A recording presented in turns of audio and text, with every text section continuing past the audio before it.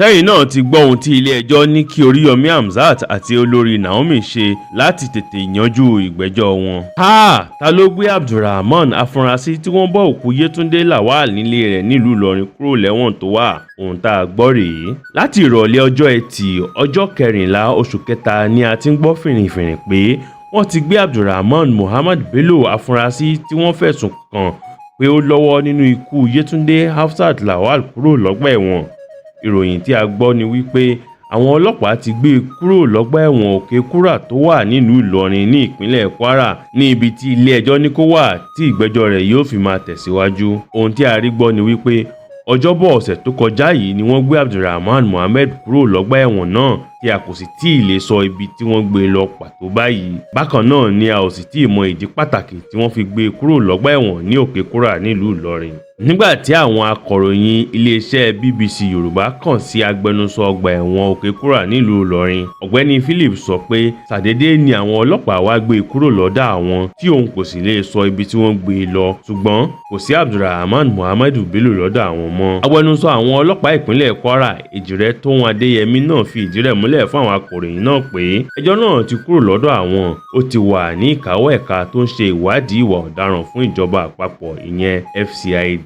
Lọ́jọ́ keje oṣù yìí ni Abdulrahman àti àwọn mẹ́rin mìíràn farahàn ní ilé ẹjọ́ májísírèètì nílùú Ìlọrin lórí ẹ̀sùn ìṣekúpa Hamzat Yetunde Lawal. Lásìkò ìgbẹ́jọ́ náà ni Abdulrahman Bello sọ fún adájọ́ SB Mohammed tó ń gbọ́ ẹjọ́ náà pé kí wọ́n tú àwọn mẹ́rin tó kù tí wọ́n mú sílẹ̀ nítorí pé òun nìkan lòun lọ́wọ́ nínú ikú Hamzat Yetunde Lawal, tí onídàájọ́ SB Mohammed sì dáhùn pé òun kò lágbára láti tú àwọn afurasí yòókù sílẹ̀. Lẹ́yìn èyí, onídàájọ́ sọ pé wọ́n ti gbé ẹjọ́ náà lọ sí ilé ẹjọ́ gíga ìpínlẹ̀ Kwara níbi tí ìgbẹ́jọ́ náà yóò ti bẹ̀rẹ̀ ní pẹrẹwu lógúnjọ́ oṣù yìí. Ọ̀sẹ̀ tá a wà yìí ni a nírètí pé Abdulrahman àtàwọn afurasí yòókù yóò tún fojú ba ilé ẹjọ́ lórí ẹ̀sùn náà, àmọ́ a ò tí ì lè sọ bí ọ̀rọ̀ náà yóò ṣe jẹ́ báyìí. Tí ẹ ò bá gbàgbé, oṣù kejì ọdún yìí ni ọwọ́ àwọn ọlọ́pàá ìpínlẹ̀ Kwara tẹ Abdulrahman Bello fẹ̀sùn pé ó ṣekú pa Hamzat Yetunde Lawal tó sì tún kun òkú rẹ̀ wẹ́lẹ́wẹ́lẹ́.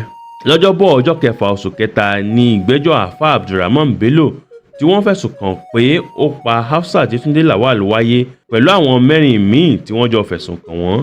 Ìgbẹ́jọ́ náà wáyé ní ilé ẹjọ́ májísírèètì tó wà ní ìdojúkọ ilé ẹjọ́ gíga ìpínlẹ̀ Kwara nílùú Ìlọrin. Ẹsẹ̀ ògbèrò lọ́gbà ilé ẹjọ́ náà lọ́jọ́ tá à ń wí pẹ̀lú bí àwọn ará ìlú ṣe ya bobẹ̀ láti wo ohun tí ó ṣẹlẹ̀. Láti bí aago 7 òwúrọ̀ làwọn ọlọ́pàá ti dúró wámúwámú tí wọ́n sì dí ọ̀nà tó wọ ilé ẹjọ́ náà pa. Onídàájọ́ SB Mohammed tó jẹ́ adájọ́ ilé ẹjọ́ náà ṣàlàyé fún àwọn afurasí náà pé ẹ̀sùn ìpànìyàn ni wọ́n fi kàn wọ́n. Lẹ́yìn èyí ni agbẹjọ́rò ìjọba láti iléeṣẹ́ ètò ìdájọ́ ìpínlẹ̀ Kwara, Isa Sakade, sọ pé iléeṣẹ́ ètò ìdájọ́ ìpínlẹ̀ Kwara ti tẹ́wọ́ gba ẹjọ́ náà láti gbé e lọ sí ilé ẹjọ́ gíga ìpínlẹ̀ Kwara tó lágbára láti gbọ́ ẹjọ́ náà. Agbẹjọ́rò àwọn òbí ọmọ tó di olóògbé yìí, AS Ṣẹyin Naa, ní òun fara mọ́ ìgbésẹ̀ náà. Lẹ́yìn èyí ni afurasí Abdulrahman Muhammed Bello náà nawọ́ sókè láti sọ̀rọ̀ tí adájọ́ náà sì fún láàyè. Abdulrahman ní òun nìkan ṣoṣo ni ọ̀rọ̀ ikú Hamzat Yetunde Lawal kàn. Ó fi kún ọ̀rọ̀ rẹ̀ pé bí Ọlọ́run ṣe kọ pé ọ̀rọ̀ ikú Yetunde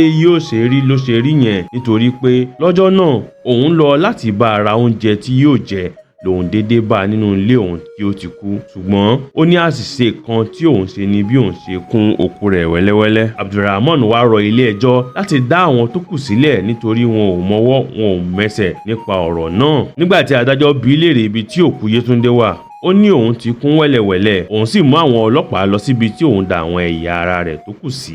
Ó sọ fún ilé ẹjọ́ pé ọwọ́ nìkan ṣoṣo ló kù tí wọ́n bá nílé òun. Agbẹjọ́rò fún àwọn afurasí tó kù tí wọ́n mú náà pàrọwà sí ilé ẹjọ́ láti tú àwọn tó kù sílẹ̀ níwọ̀n ìgbà tí Abdulrahman ti jẹ́wọ́ pé lóòótọ́ òun nìkan ṣoṣo lòun mọ̀ nípa ikú Yetunde Lawal. Adájọ́ ilé ẹjọ́ SB Mohammed ti wá sún ìgbẹ́jọ́ náà síwájú di ogúnjọ́ oṣù yìí láti fagilé ẹjọ́ náà ní ilé ẹjọ́ májísírèètì. Ó ní ìgbésẹ̀ náà yóò mú kí ẹjọ́ náà ó lè bẹ̀rẹ̀ padà ní ilé ẹjọ́ gíga ní ìpínlẹ̀ Kwara lógúnjọ́ oṣù kẹta ọdún tá a wà yìí. Lásìkò tí bàbá ọmọ tó di olóògbé náà ń bá àwọn akọ̀ròyìn sọ̀rọ̀, ọ̀gbẹ́ni Lawal ní ohun tí òun fẹ́ rí lórí ọ̀rọ̀ náà ni pé kí wọ́n ṣe ìdájọ́ òdodo. Ṣùgbọ́n àwọn ará ìlú Ìlọrin ní ìpínlẹ̀ Kwara yóò máa retí ohun tí ó ṣẹlẹ̀ ní ilé ẹjọ́ lógúnjọ́ oṣù kẹta ọdún tá a wà yìí. Ojú rèé, ìran rèé o.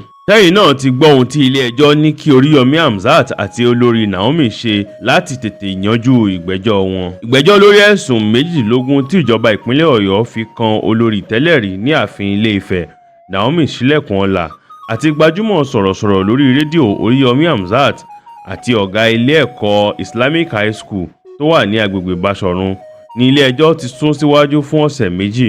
Adájọ́ àgbà Ládìran Akíntọ́lá sún ìgbẹ́jọ́ náà fún ọ̀sẹ̀ méjì nítorí àwọn tí wọ́n fẹ̀sùn kàn ti ṣetán láti san owó gbàmábínú fún àwọn ìdílé tí wọ́n pàdánù àwọn ọmọ wọn nínú ìjàmbá tó ṣẹlẹ̀ níbi ayẹyẹ ìparí ọdún tí Olórí Naomi ṣe agbátẹrù rẹ̀ lọ́dún tó kọjá. Wọ́ọ̀lùkọlù tó wáyé ní ibùdó tí wọ́n ti fẹ́ ṣe ètò náà ló fa ikú àwọn ọmọdé 35 tí wọ́n sì dèrò àhámọ́ ọlọ́pàá kí ilé ẹjọ́ tó gba onídùúró wọn. Agbẹjọ́rò fún ìjọba ìpínlẹ̀ Ọ̀yọ́ Abíọ́dún Àìkòmọ̀ ní lóòótọ́ ló yẹ kí ìgbẹ́jọ́ bẹ̀rẹ̀ lọ́jọ́ 10 oṣù kẹta ọdún tá a wà yìí, ṣùgbọ́n àwọn tí ọ̀rọ̀ náà kàn rọ ìjọba fún àwọn ìdílé tí àwọn ọmọ wọn pàdánù ẹ̀mí wọn tó fi mọ́ àwọn tó ṣèṣe níbi ìṣẹ̀lẹ̀ ọ̀hún. Abíọ́dún Àìkòmọ̀ tẹ̀síwájú pé ìjọba Ọ̀yọ́ yóò ní sùúrù fún ọ̀sẹ̀ méjì tí àwọn tí wọ́n fẹ̀sùn kàn náà bá kọ̀ láti san owó gbàmábínú fún àwọn tí wọ́n pàdánù ẹ̀mí wọn àti àwọn tó farapa.